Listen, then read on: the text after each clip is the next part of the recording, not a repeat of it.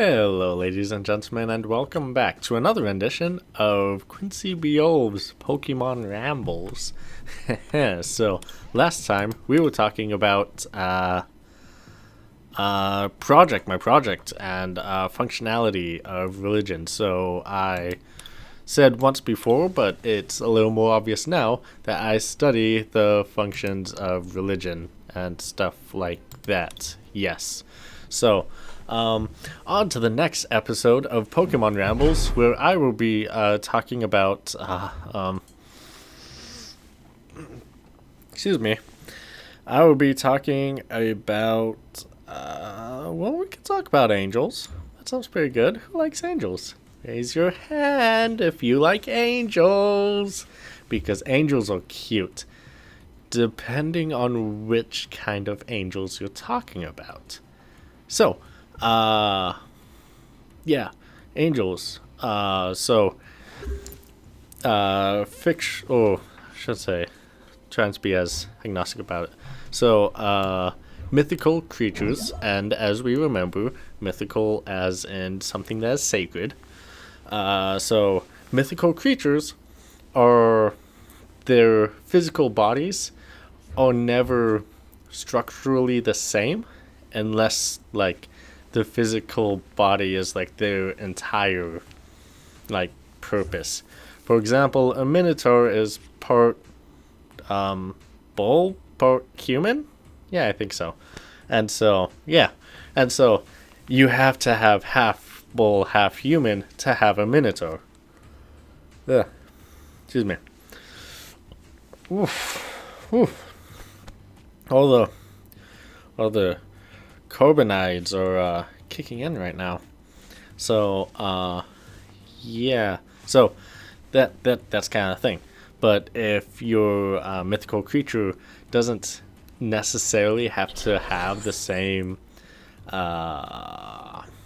physicality, then oftentimes it won't. For example, I wrote a paper about this, but take biblical angels. So, in the Bible, they're not really described other than being giants and absolutely terrifying. Except for in two places. Technically three. But in two major places, you have Isaiah and you have Ezekiel. So, oh god, which order was it?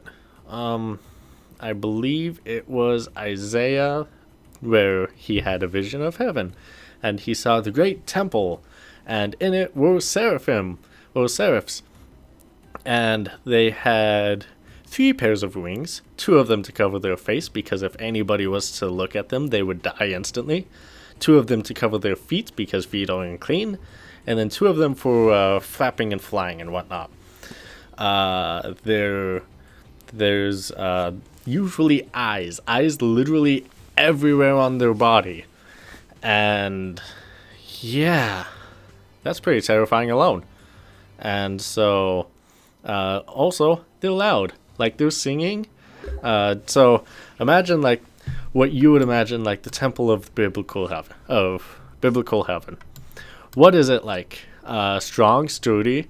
That's what I would imagine. But the singing of seraph are known to make the entire pillars and walls and everything shake and shatter just from their singing all day and all night, like 24/7. That is all they do. And yeah, also, not only to mention that in the vision, one seraph came up to Isaiah and was like, here's a hot burning coal, put it in your mouth, have a good taste of it. And that's not something that you would normally go like, no thank you, that's kind of gross. That's something that you either run away in terror, or you just stand there and go like, oh, okay. All depending on what you would do. I honestly don't know what I would do. I mean, it's a really weird situation. You have this giant frightening thing going like, put this in your mouth. And so you have, and then the other one, Ezekiel, he saw Like there was a pillar of fire coming out of a lake and everything. It was so awe-inspiring. And there were 4 cherubs. You know the fat little babies in Renaissance paintings, cherubs? Renaissance and Victorian. You know those little cute little things? Cherubs have 4 heads. That of a man, an ox, an eagle, and... what was the other one? I don't remember what the other one was. A horse? I think it was a horse. Something like that. So 4 heads. There were 2 sets of wings. One of them for the flappy flap, and one of them going like wherever the cherub was looking. Like if it's looking that way, the wings are going that way, or that way, or that way. So who knows? That's why you usually see in depictions of the covenant of the. That's why usually in depictions of the covenant of the Ark, you see cherubs that are like this to each other, with their wings, wingling dings and whatnot. So yeah. Ooh, oh boy, what was that? 30 for 1? Holy moly, that's insane. So, oh no. Okay, I guess that's okay. So,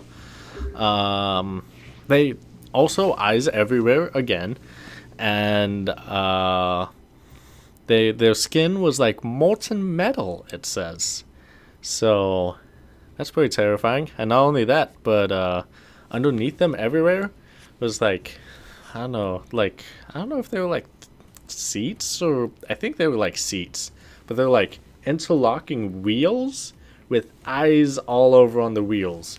I think those were also on fire.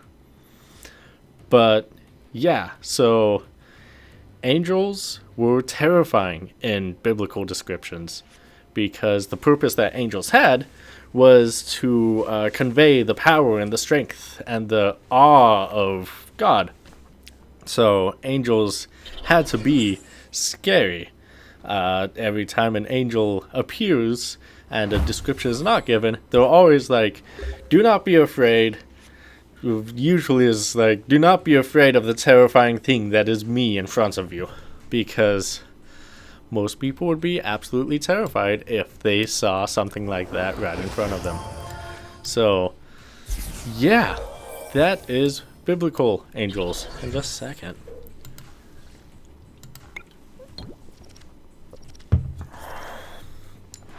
Ooh, excuse me.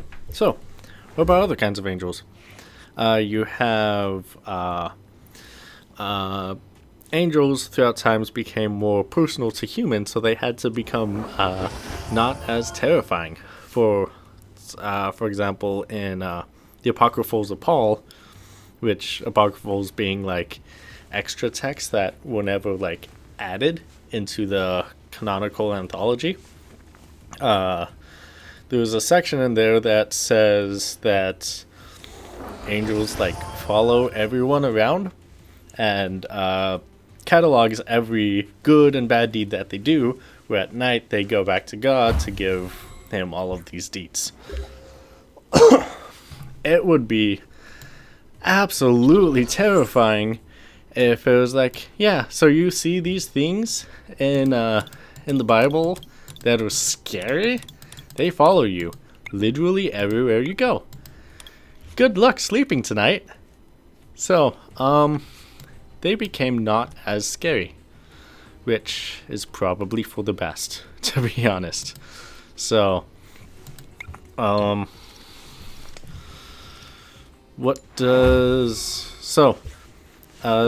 had to like pretty them up more, make them more relatable. So that's why you see in Renaissance paintings of angels and heavenly beings, you have the entire, like, they all look like people. They all look soft. They all look fair-skinned. Well, like I said, relatable, and this was all in Europe, so they were like, oh, how's it going today? I see that you are you're a person of God, as I am an angel of God, and so I am glad to be in your presence, as you're glad to be in my presence.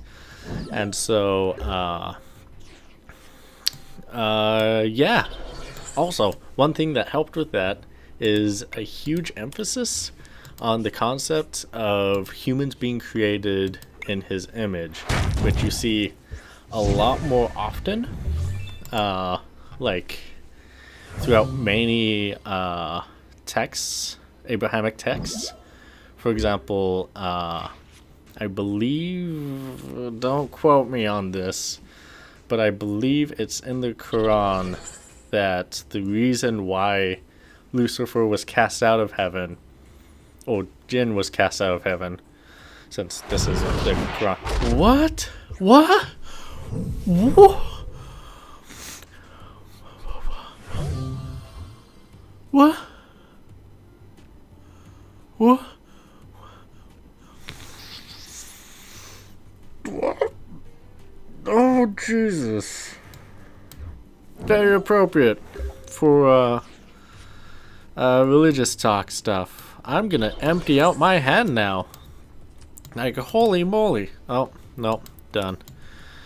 Oh, wow. Oh, wow. Oh, no, no, no, no, no, no, no. So the reason why Jinn was cast out of heaven, because even though he was God's right-hand man, God was like, hey, angels, I created humans in my image. Look at how amazing they are. They are basically many versions, and they're basically many versions of what looks like me. Aren't they magnificent? Magnificent? And so the angels bowed except for one, and he was like, no, that's not you. There's going to be a lot of problems coming out of that thing. And so then he was cast out. And so that story also traveled up into Europe as well, and you can see that in a lot of non-canonical stories throughout other places that Abrahamic texts live. So, yeah. Oh boy. This is not looking good in the slightest. I really want a earth energy. Rock energy. Fighting. Yeah, that's a fighting. Anyways, so, yeah. Angels became a lot more soft because there were more texts that talk about them being related to us, and B, they became more nicer to people, kind of ish, because we were created. Because according to all these texts, humans were also created in God's image. So, I might have been able to get you if you didn't heal yourself. So, that's not as fun. Yeah. So, what does that mean for people? Well, it's actually kind of exciting what it means. And I think this battle might be pushing on a little too long. Like, I don't know if it's gone on a little, like, time-wise of recording. So, yeah. Angels are, so they became more soft and more personal in later texts in many different places. So you can see that in other... Oh, dear. That only takes one fire? Holy moly, I need this deck. I was hesitating on getting it, but now I really need it. Anyways, so, yeah, they became a lot more nicer to people. They became a lot more personal. Until it came to like modern angels, where you have people or angels disguised as human beings who help out human beings. They're not strictly humans, but like they will help them out. They'll save humans. So you have you have shows like Supernatural. You'll have It's a Wonderful Life. You have all of these modern representations where angels are. They look, they smell, they act, they behave exactly like human beings in order to disguise and to kind of bring about a message of, the person right next to you might. I won. No beeping. I'm recording. Dishwasher. That is inappropriate. Don't do it again. Thank you. So, you have all of these representations that are like, hey, angels are people too. So, that's what the modern day angel is. Ooh, interesting. And so that's kind of like a quick evolution of angels, like going from the beginning to the end, and it's strictly biblical angels. So I'm gonna make sure all of my appliances are not running before I come back, and I will see all of you next time. Fly high and dream big. Hey everybody, if you liked that video, then I highly recommend you give it a like and comment. It really helps the new channel grow. If you want to see more of my stuff, as well as some fun stuff my friends make, then you should click on the link to the Professionalists channel. They also have a Facebook and Twitter you should like and follow. If you want to see my stuff coming out on an earlier date than on their channel, which includes all the polls, then hop on over to my channel or follow my Twitter. Fly high and dream big.